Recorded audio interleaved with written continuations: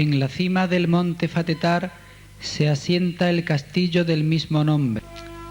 A su abrigo nació la actual Villa de Espera.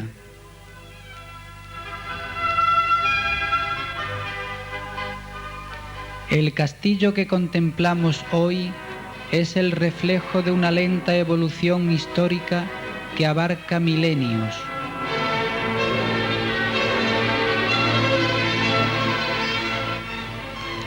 Fray Pedro Mariscal, jerónimo del convento de Bornos del siglo XVIII, muy dado a la fantasía y a la leyenda, remonta el nacimiento del castillo y el pueblo a Hesperus o Hespero, que dominó el occidente de los griegos, tierra a la que llamó Hesperia. Este rey fundaría la villa y mandaría construir el castillo, desde el cual poder observar el firmamento, hasta que un día se convirtió en una estrella.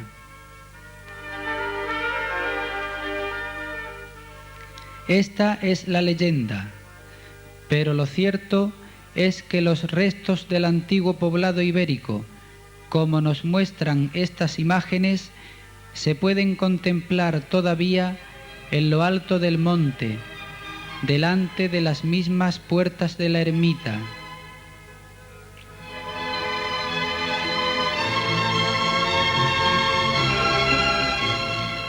Es el primitivo pueblo de Espera, que ya existía unos siglos antes del nacimiento de Cristo.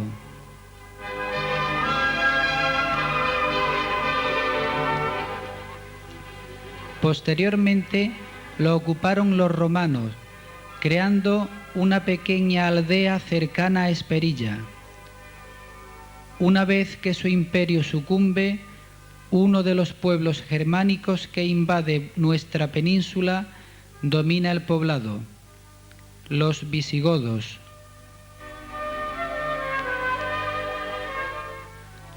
Pero a comienzos del siglo VIII, otra gente hacen su entrada por el estrecho. Son los musulmanes.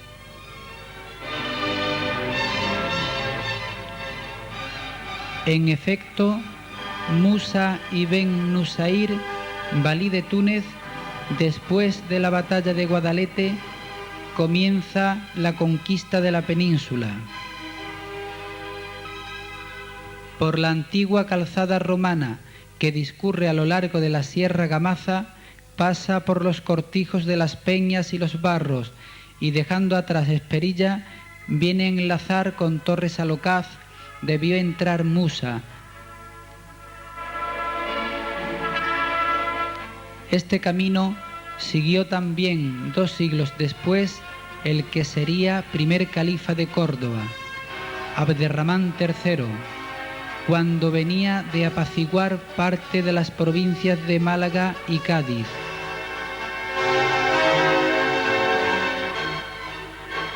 De Arcos pasó a Espera, donde construyó la fortaleza de Fatetar y puso de alcaide a Yamil B. Uqba al-Balabi, al mando de un nutrido número de caballeros. Era alrededor del 20 de junio del año 914.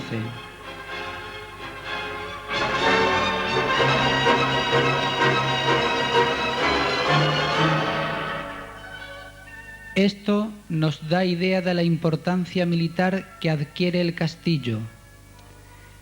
Desde aquí, el futuro califa llega a la fortaleza de Silibar, cercana a Montellano, en su camino hacia Córdoba.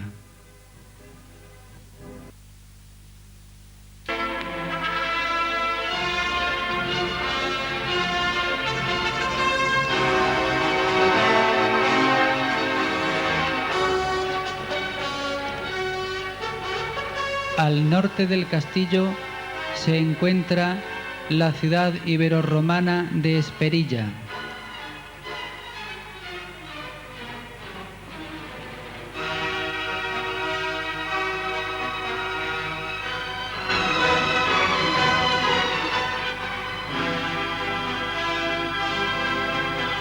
Fatetar está rodeado por un triple cinturón de murallas, pero en su parte noroeste solo tenía una, que partiendo de una torre albarrana o solitaria fuera del recinto, iba a unirse a la misma pared de la Torre del Homenaje, punto más elevado del castillo, con una altura de unos 235 metros sobre el nivel del mar.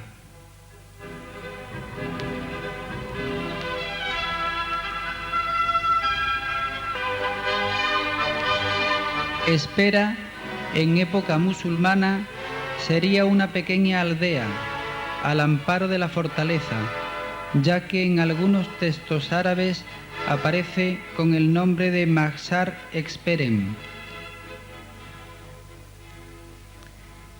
Entre el tercer y el segundo cinturón amurallado, ya en época cristiana, se construyó un foso para defender aún mejor el núcleo principal de la fortaleza.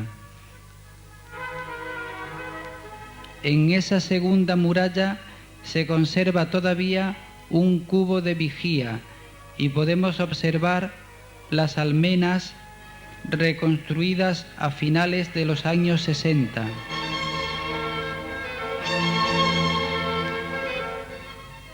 El foso se corta a pico en la misma piedra, consiguiendo dar más altura al muro.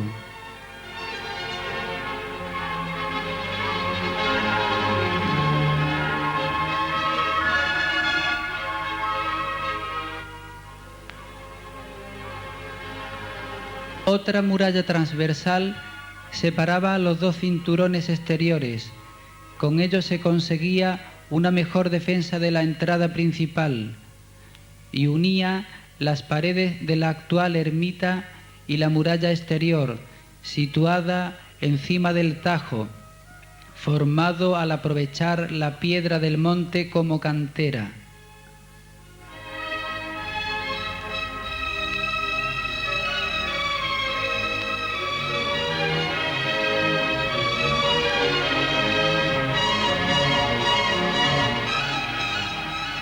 Tras la conquista de Sevilla por Fernando III el Santo en 1248, todas las ciudades y villas del Bajo Guadalquivir quedan indefensas. Las autoridades musulmanas locales pactan con el rey castellano para evitar la guerra. Así capituló Fatetar.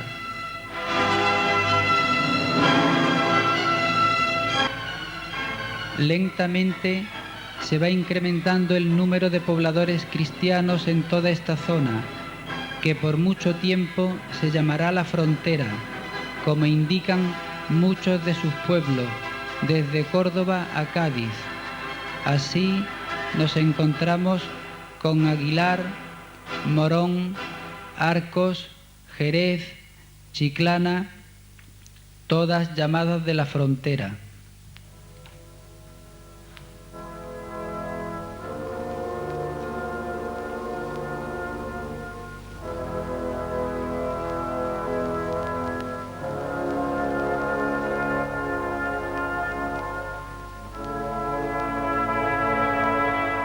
La entrada al castillo se hace por el sur, a través de una puerta con arco apuntado, en la misma barbacana anterior a la primera torre de la fortaleza, que da paso a un pequeño corredor en rampa.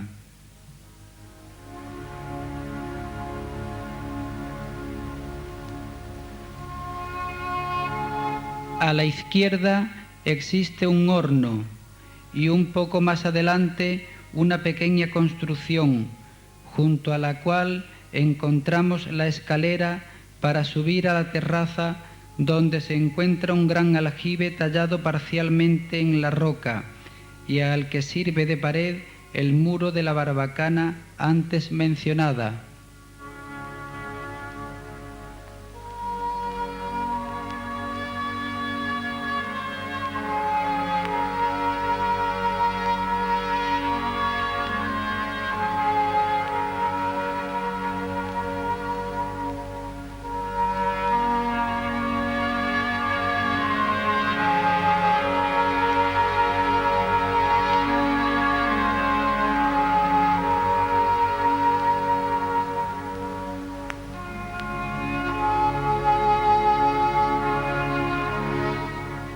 Estamos ya ante la primitiva muralla del castillo. En ella se conserva como si fuera un mosaico de culturas una pequeña ventana con 3 estrellas, quizás visigoda.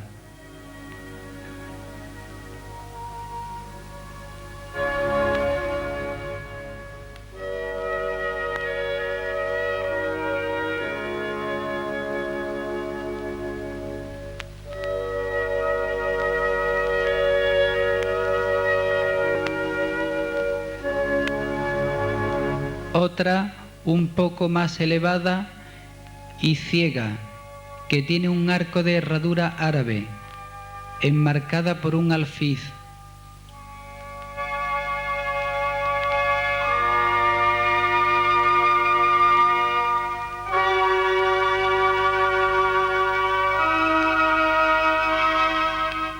El aljibe, de grandes dimensiones, nos hace pensar que sirvió para una población algo elevada. La azotea que rodea el brocal recogía el agua de lluvia y la conducía hasta el interior. Aún se conserva su escalera, la bóveda y las paredes en buenas condiciones.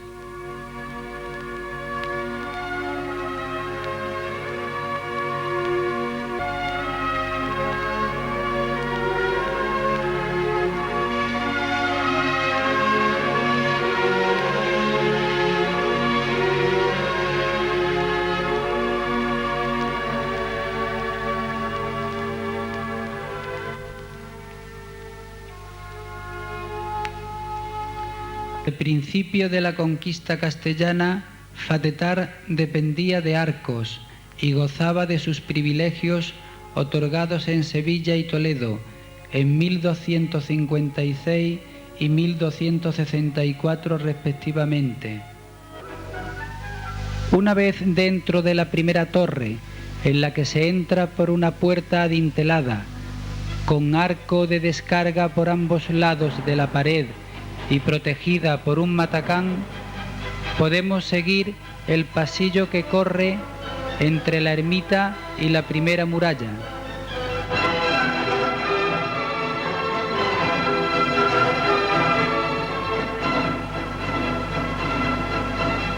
A la derecha encontramos restos de varias construcciones y que corresponden a distintas modificaciones efectuadas a lo largo de su historia. Al fondo vemos las almenas del lienzo de muralla del noreste, que dan al foso anteriormente mencionado. Por dentro de la muralla, el paseo de ronda, que servía para el paso de los soldados de guardia.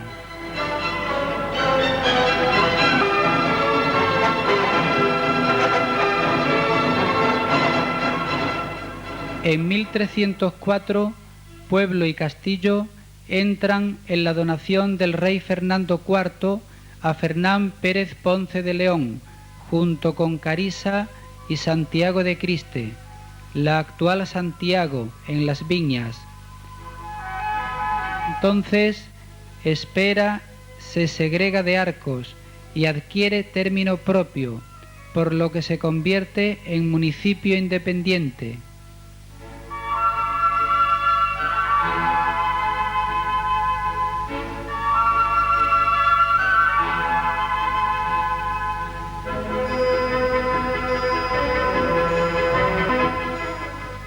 En el interior y abajo, una gran habitación tallada en la roca, que pudo ser utilizada como establo.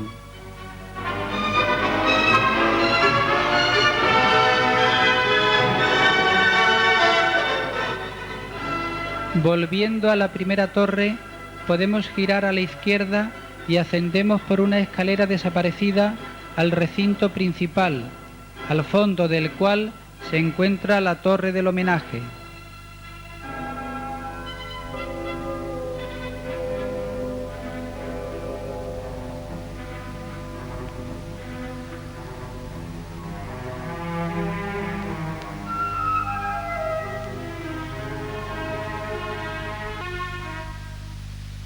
Esta torre es cuadrangular, con las esquinas exteriores recortadas y protegidas por sillares.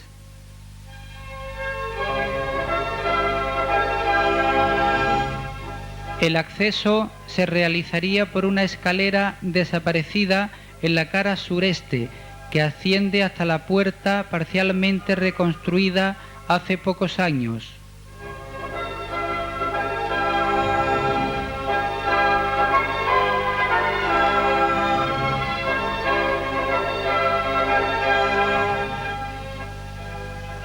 En la pared suroeste está la puerta del aljibe primitivo, de menor tamaño que la anterior.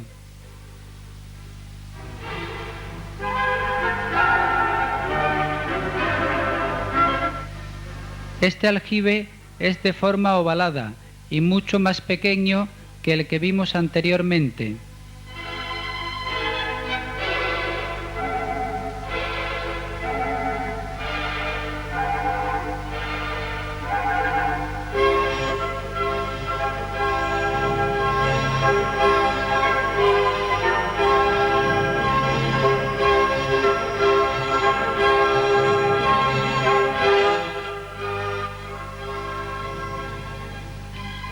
En la pared se ha empotrado un canalón que recogería toda el agua de lluvia de la azotea.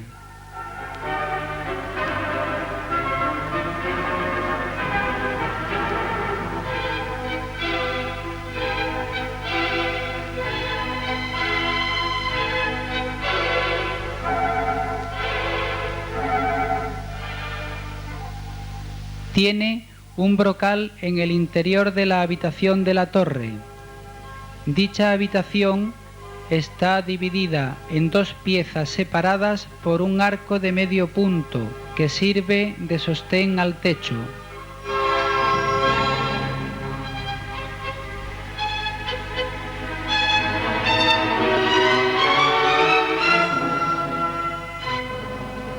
En la misma puerta del aljibe encontramos unos escalones tallados en la piedra y una pileta.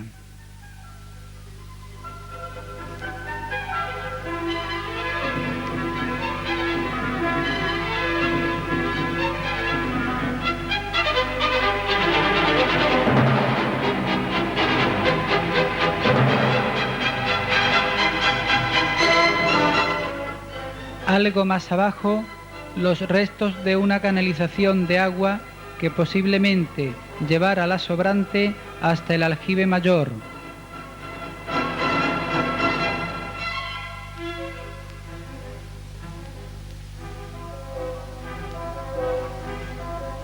En 1375 es señor de Espera, con su castillo incluido, don Alonso Fernández de Portocarrero, y en 1394 compra Fatetar don Perafán de Rivera, a cuya familia pertenecerá hasta el siglo XIX, por la rama del duque de Alcalá.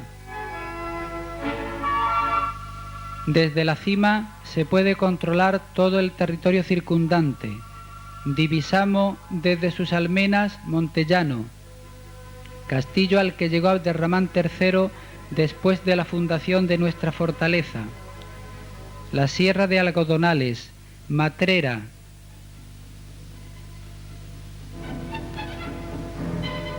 igualmente contemplamos la Sierra de Grazalema, donde los espereños ayudaron a conquistar el castillo de Zahara, con su alcaide Diego Romero a la cabeza. También Arcos, ciudad de la que dependió hasta 1304. La ermita, que presenta una portada neoclásica, fue la capilla del castillo desde la Reconquista cristiana. En 1539, don Fadrique Enríquez de Rivera dona la propiedad de Fatetar a la iglesia de Espera. Al fondo, frente a la entrada, separada por una gran verja, la capilla del Santo Cristo de la Antigua, patrón de Espera. Esta capilla, con bóveda de nervios cruzados, mal restaurada, tenía en su techo unos frescos pintados hasta 1968, en que fueron destruidos.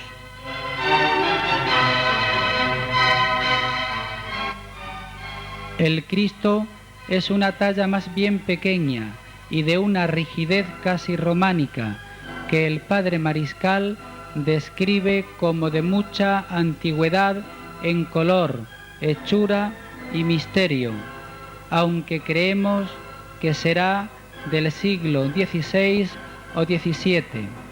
La imagen se halla en una urna barroca y baja cada año a la parroquia el segundo domingo de septiembre.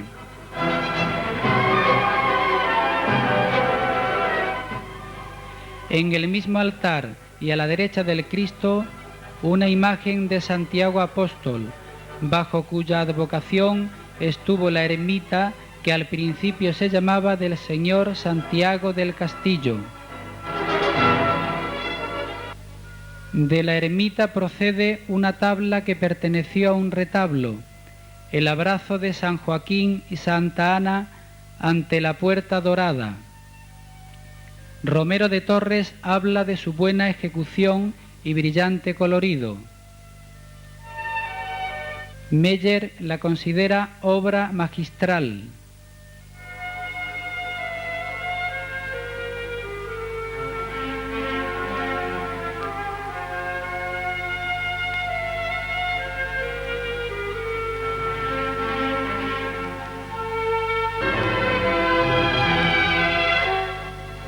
En el altar de la Virgen del Pilar se encuentran los supuestos restos de San Prudencio mártir. Según el archivo parroquial, fueron extraídos del cementerio de San Calixto, en Roma, y donados al cardenal Portocarrero. De este pasan al marqués de Bondarreal, gentilhombre de cámara, quien a su vez los cede al santuario en una urna guarnecida de cristales.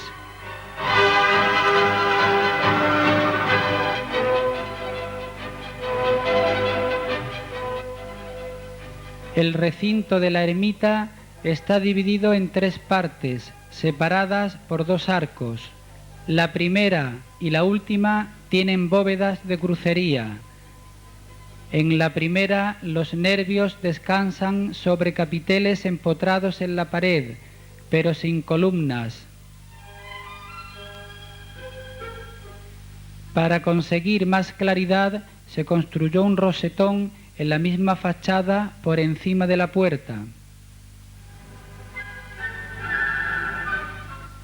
La parte central tiene bóveda de medio cañón, que creemos que es la primitiva.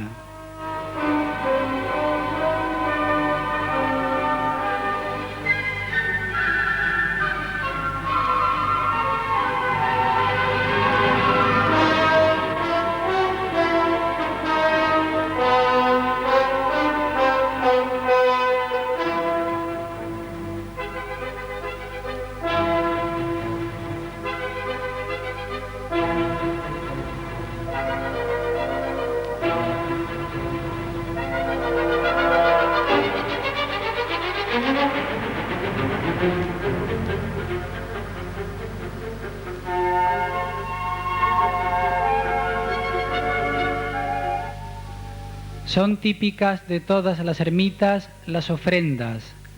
Aquí encontramos una serie de cuadros pequeños, pintados casi todos por artistas locales de los siglos XVIII y XIX, que algunos espereños ofrecían al Santo Cristo en agradecimiento.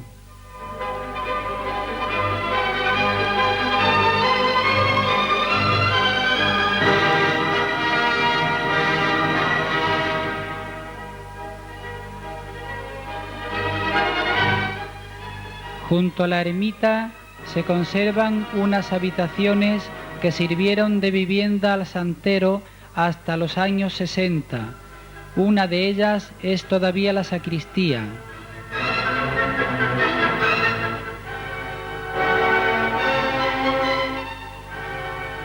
La más grande es una nave situada en la prolongación de la ermita. Es la conocida como Cueva del Pesebre, por la construcción que tiene a lo largo de la pared derecha.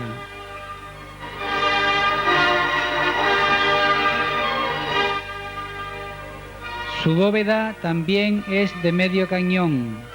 Actualmente está tapada la antigua entrada y se le hizo una abertura que comunica con las habitaciones adyacentes a la ermita.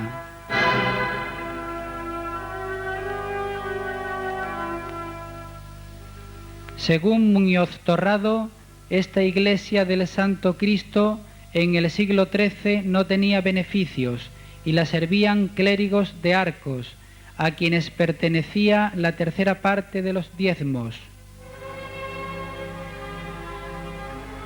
Aquí se reunían las gentes del pueblo en asambleas encabezadas por el alcalde, concejo, regidores, justicias, etc., hasta que en 1610 se abre al culto la iglesia parroquial de Santa María de la Victoria, llamada posteriormente Santa María de Gracia.